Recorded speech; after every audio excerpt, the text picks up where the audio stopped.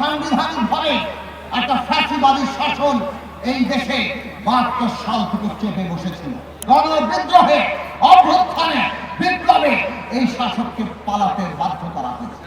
এই দেশের সার্বভৌমত্বের প্রশ্নে বাংলাদেশের সকল মানুষের ঐক্য তৈরি করতে হবে। আমরা যদি ঐক্যবদ্ধ থাকি, দুনিয়ার কোন শক্তি নাই বাংলাদেশকে পরাজিত করে।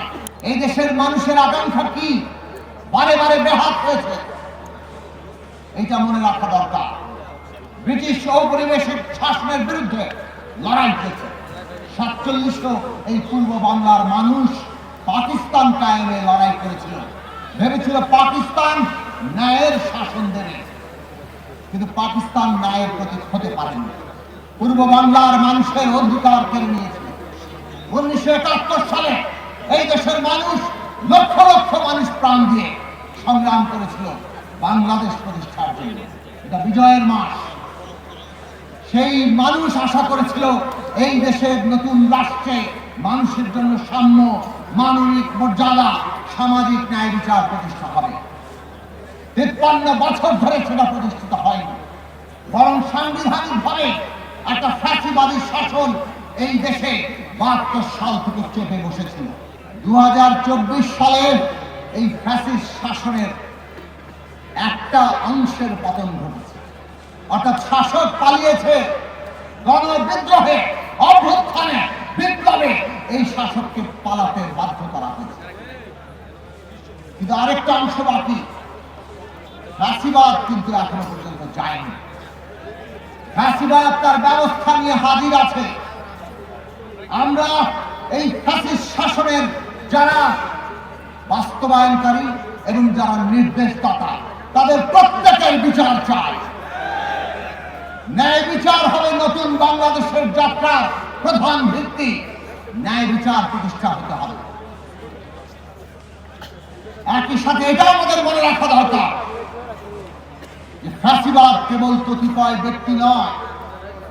আমরা ব্যক্তির বিচার করতে পারি, তাকে এমনকি ফাঁসি কিংবা সাজা দিতে পারি।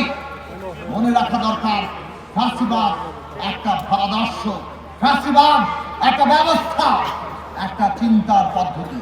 ফ্যাসিবাদী যে ব্যবস্থা, যে ধ্যান ধারণা, যে ভাবাদর্শ এবং যে রাজনীতি, তাকেও আমাদেরকে মোকাবেলা করতে হবে।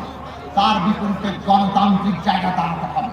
আগামী দিনের বাংলাদেশ হবে একটা নতুন রাজনৈতিক বন্দোবস্তের উপর দাঁড়িয়ে, আর সেই বন্দোবস্ত গণতান্ত্রিক বন্দোবস্ত। এইটাই আমাদের ২৪-এর গণঅভ্যুত্থানে, ৭১ সালের বাংলাদেশে, ৪৭-এর পূর্ব পাকিস্তানে মানুষের আকাঙ্ক্ষা। ইতিহাস প্রজন্ম থেকে প্রজন্মে বয়ে চলেছে। আমরা সেই ইতিহাসকে ধারণ করতে পারবো কিনা, এটাই আগামী দিনের বাংলাদেশের ভবিষ্যৎকে রচনা করবে। আর সেই ভবিষ্যৎ যদি রচনা করতে চাই, আজকে বাংলাদেশে ৩টি বিষয় খুব গুরুত্বপূর্ণ। এক, এই দেশের সার্বভৌমত্বের প্রশ্নে বাংলাদেশের সকল মানুষের ঐক্য তৈরি করতে হবে।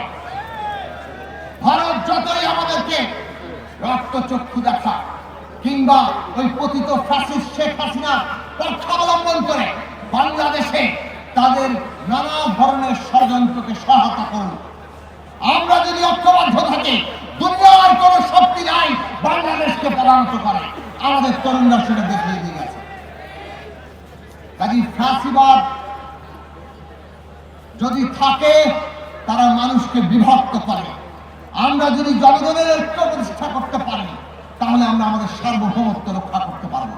আর জনগণের ঐক্য প্রতিষ্ঠিত হয় গণতান্ত্রিক ব্যবস্থার মধ্যে দিয়ে। সেইটা আজকে বাংলাদেশে প্রমাণিত হয়েছে। একটা গণতান্ত্রিক যাত্রার মধ্যে আমরা আছি।